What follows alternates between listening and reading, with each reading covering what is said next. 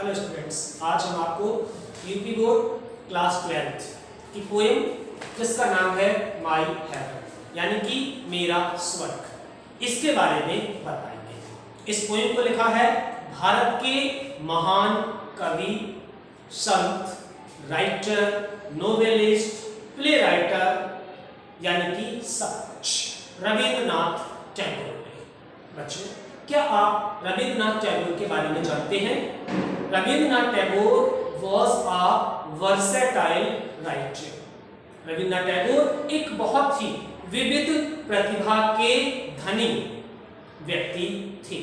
उन्होंने न केवल कविताएं लिखी बल्कि नाटक लिखे, उपन्यास लिखे, कहानियां लिखी और जो भी साहित्य में होता है सब कुछ रविंद्रनाथ टैगोर जी ने लिखा।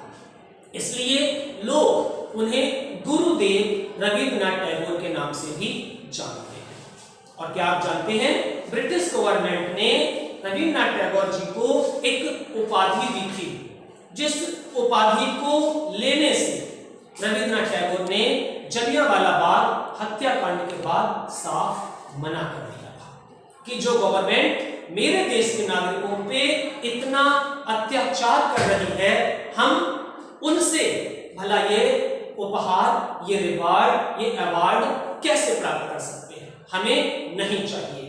तो रविंद्रनाथ टैगोर चूंकि एक भारतीय थे, कलकत्ता में पैदा हुए थे, उन्होंने शांति निकेतन विद्यालय की स्थापना की थी, जो कि एक बहुत बड़ा विश्वविद्यालय बना।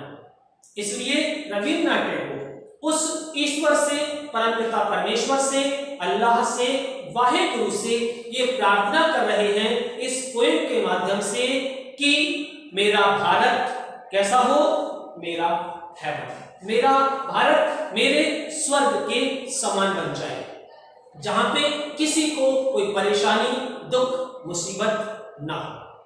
तो चलिए देखते हैं रविंद्रनाथ टैगोर उस ईश्वर से क्या प्रार्थना करते हैं। रविंद्रनाथ टैगोर जी कहते हैं, where the mind is without fear, यानी कि हे परमात्मा, मेरा भारत ऐसा हो जहां पर माइंड इज विदाउट फियर, दिमाग बिना डर वाला, यानी जहां पर एक व्यक्ति दूसरे व्यक्ति से डरे नहीं, बेहिचक निसंकोच होकर अपने काम कर सके। And the head is high, भारतवासियों का सिर हमेशा स्वाभिमान से ऊंचा उठा हुआ, कभी भी उन्हें किसी के सामने अपने सर को झुकाना न पड़े। और वेयर नॉलेज इज फ्री, जहां पर ज्ञान कैसा हो, फ्री हो, मुफ्त में बांटा जाता हो। स्टूडेंट्स, क्या आप जानते हैं कि पहले अपने भारत में भी नॉलेज मुफ्त में बांटी जाती थी, और आज रविंद्रनाथ टैगोर जिस नॉलेज, जिस एजुकेशन की बात कर रहे हैं वो है स्पिरिचुअल नॉलेज, और स्पिरिचुअल नॉलेज हमेशा मुफ्त में ही बांटी जाती है। अगर कोई व्यक्ति आपको स्पिरिचुअल नॉलेज के बदले में कुछ आपसे मांगता है, इसका मतलब साफ है कि वो स्पिरिचुअल नॉलेज नहीं। क्या आप जानते हैं स्पिरिचुअल नॉलेज क्या होती है और इसमें कितनी ताकत होती है? स्पिरिचुअल नॉलेज की मदद से हम कुछ भी कर सकते हैं। We can do anything with the help of spiritual knowledge, either is possible or not possible। हर वो काम जो संभव हो वो भी और जो असंभव हो वो भी, हर वो काम हम स्पिरिचुअल नॉलेज की मदद से कर सकते हैं। तो रविंद्रनाथ टैगोर जी कह रहे हैं, where the world has not been broken up into the fragment, जहां पे संसार छोटी छोटी दीवारों में, छोटे छोटे विचारों में, संकीर्ण भावनाओं में, संकीर्ण विचारों में, जातिवाद में बटा हुआ ना।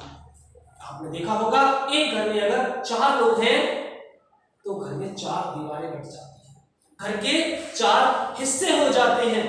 रविंद्रनाथ टैगोर जी ऐसा नहीं चाहते, वो तो पूरे भारत के लिए चाहते हैं कि भारत ऐसे छोटे छोटे संकीर्ण विचारों में, जातिवाद में, भेष में, रंग में बटा हुआ न हो, bye narrow domestic war.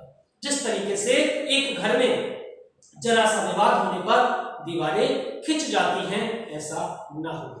Where words come out from the depth of truth, जहां पर इंसान जब भी बोले तो शब्द कहां से निकले? डेप्थ ऑफ ट्रुथ, सच्चाई से भरे हुए।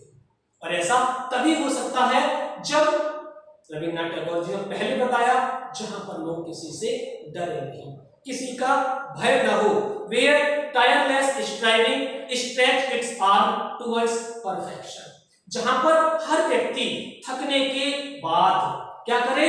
Tireless striving stretch it's hand, जब भी हम अपने हाथ ऊपर उठाएं, जब भी हम अपने हाथ फैलाएं, हमेशा टुवर्ड्स परफेक्शन, पूर्णता की ओर हो। अब जब भी हम अपना हाथ फैलाएं, लोगों को देने के लिए फैलाएं, ना कि लोगों से लेने के लिए फैलाएं।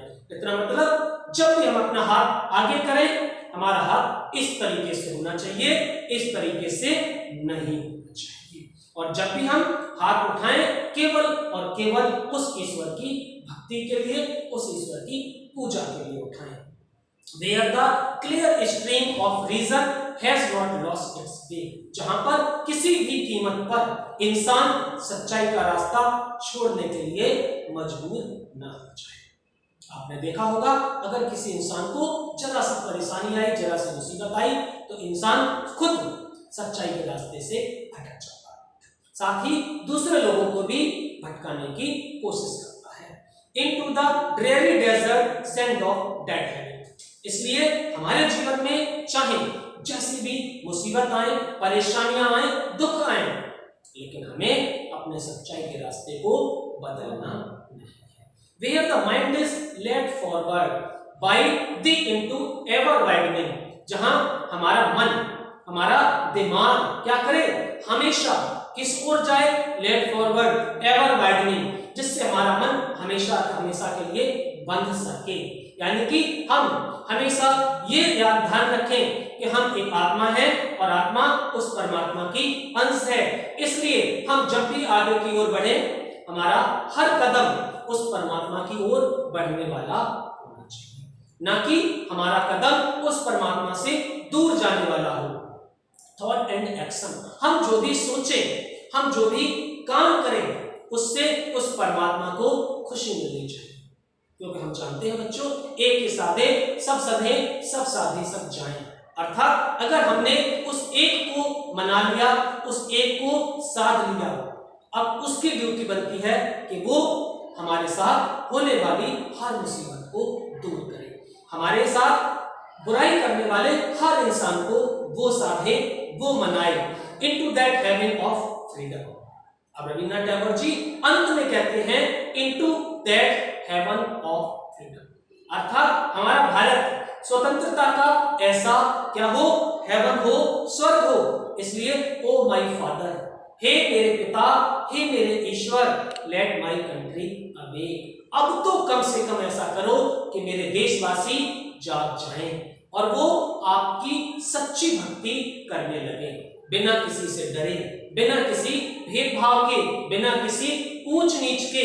हरदम उनके मन में एक ही बात कि वो उस ईश्वर की सच्ची भक्ति कर रहे हैं।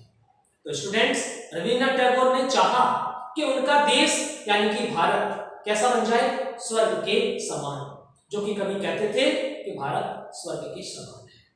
That's all.